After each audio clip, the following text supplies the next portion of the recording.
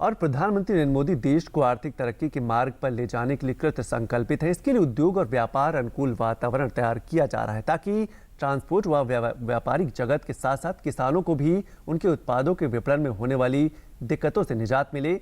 इसी कड़ी में देश भर में राज्यों के बीच 50,000 से अधिक कीमत में माल की आवाजाही के लिए जीएसटी के तहत ई-वे बिल व्यवस्था भी लागू कर दी गई है। पीएम मोदी के राष्ट्र विकास पर आधारित विजन के भविष्य में क्या परिणाम सामने आएंगे, इस मसले पर हमारे संवाददाता ओपी यादव ने बात की ट्रांसपोर्ट इंडस्ट्री के उद्यमी कृष्ण कुमार नरेडा से।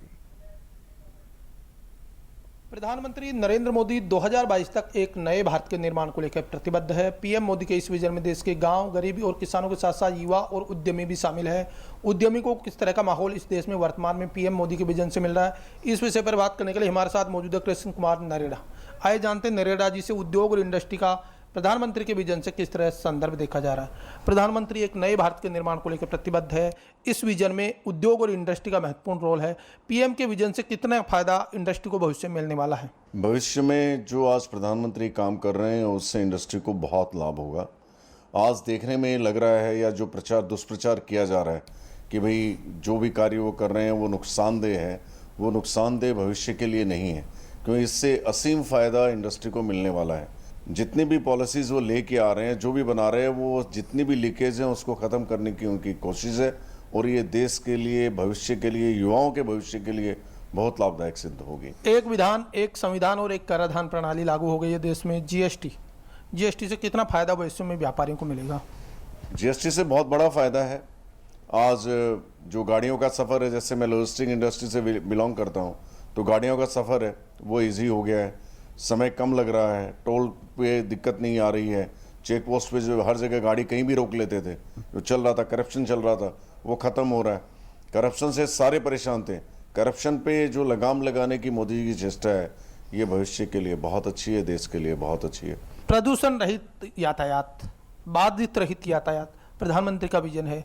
किस तरह इंडस्ट्री इसके साथ मिलकर ट्रांसपोर्ट एसोसिएशन अपनी मदद कर सकती है? गाड़ियों का जो पैमाना तय किया गया, अगर उसके हिसाब से अगर लॉजिस्टिक का माल कैरी होता है तो प्रदूषण होने का कोई मतलब नहीं है। प्रदूषण तभी होता है कि जब वो गलत तरीकों को इस्तेमाल करते हो। डीजल के अंदर में जो मिलावटें होती है पेट्रोल पंप पे, अगर वो बंद हो जाए, सही डीजल मिलना शुरू हो जाए गाड़ियों को, तो प्रदूषण कम होगा। विजन तो बहुत अच्छा है उनका। वो जो विजनरी हैं, जो सोचा है उन्होंने, अगर आज के 60 साल पहले अगर कोई इस तरह का विजन लेके आता तो आज भारत सबसे ज़्यादा अग्रणी होता विश्व के अंदर। ट्रांसपोर्ट एसोसिएशन और एग्रो इंडस्ट्री मिलकर किस तरह भविष्य में किसानों को आमदनी दिला सकते हैं और खाद्यान्न का उत्पादन है वो वेस्टेज जोन से बचा सकते हैं? ट्रांसपोर्टर सब मिलकर के ये कर रहे हैं प्रयास कि भाई स्टोरेज की व्यवस्था हो, कोल्ड स्टोरेज बनाया जाए, जहाँ पे जो भी प्रोडक्शन किसान करता है उसको सुरक्षित रखा जाए, ख़राब ना हो, फूड प्रोसेसिंग में उसका इस्तेमाल हो। तो इससे क्या होगा कि एक तो जो वेस्टेज होती है वो ख़त्म होगी। दूसरा, जो आज पुराने ज़माने में चली आ रही थी पॉलिसी की, अन्न को सड़ा दिया जाता था, उसको किसी भी दाम में जो माफियाज हैं उनको बेचने के लिए जो शराब इंडस्ट्रीज़ में इस्तेमाल होते हैं, प्रधानमंत्री जी इस बात को बहुत अच्छी तरह से समझते हैं।